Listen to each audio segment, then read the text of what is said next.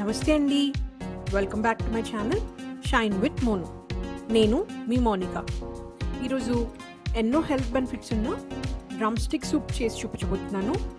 ఈ సూప్ని పోస్ట్ పార్టంలో ఉన్న మదర్స్ తీసుకున్నట్లయితే వాళ్ళకి మిల్క్ సప్లై పెరుగుతాయి, అలాగే బోన్స్ గట్టిపడతాయి, అలాగే అనీమియా ఉన్న వాళ్ళకి బ్లడ్ ఇంక్రీజ్ అవుతుంది అండ్ డైజెషన్ అనేది ఇంప్రూవ్ చేస్తుంది. ముందుగా ఈ సూప్లో కావాల్సిన పదార్థాలు చూసేద్దాము. ఒక కుక్కర్ తీసుకొని దాంట్లోకి 2 లేత మునక్కాడలను కట్ చేసి పెట్టానండి.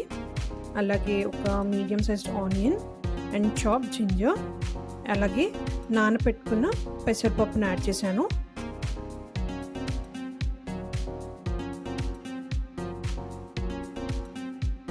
దీంట్లోకి ఒక 2 గ్లాసెస్ ఆఫ్ వాటర్ ఫిల్ చేసేసి కుక్కర్ క్లోజ్ చేసేసుకొని ఒక 3 విజిల్స్ వచ్చేదాకా వెయిట్ చేయాలండి.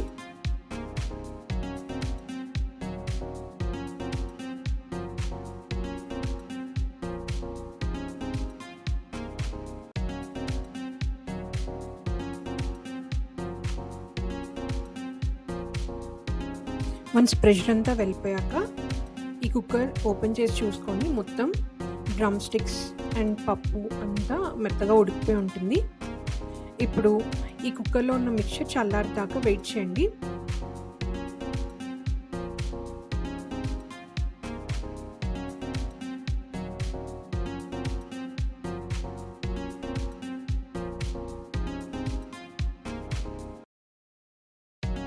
ఈ చల్లారిన మిక్చర్ని ఒక మిక్సర్లోకి తీసేసుకొని గ్రైండ్ చేసేసుకోండి మెత్తగా.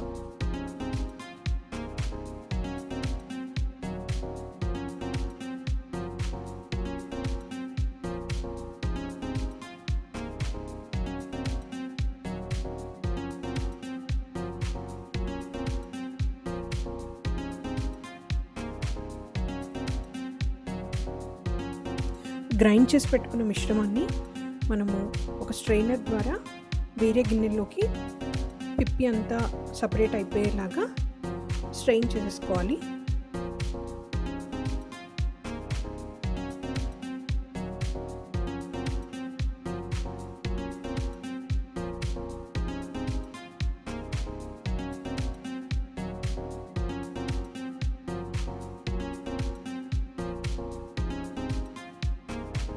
ఈ వడగట్టిన మిశ్రమాన్ని మనము ఒక ప్యాన్లో తీసుకొని దాంట్లోకి పోపు వేసుకుందామండి. ఆ పోపుకి ఒక గిన్నెలో కొంచెమంత నెయ్యి వేసుకొని దాంట్లోకి కొన్ని సన్నగా తరిమిన వెల్లుల్లి రెమ్మలు, అలాగే కొంచెమంత మిర్చి యాడ్ చేసుకుందాము సన్నగా తరిగింది.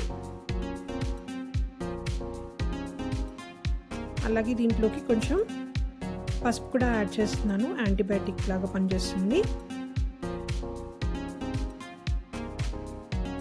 ఇవి కొంచెం వేగిన తర్వాత దీంట్లోకి మనం ఇందాక వడకట్టుకున్న ఈ స్టాక్ మొత్తం యాడ్ చేసేద్దాము.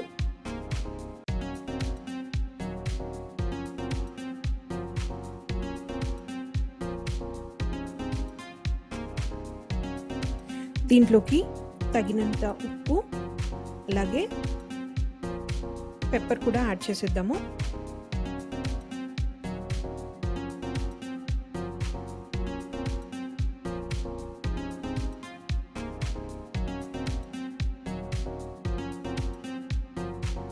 అలాగే దీంట్లో కొంచెం కొత్తిమీర కూడా యాడ్ చేసేసేయండి.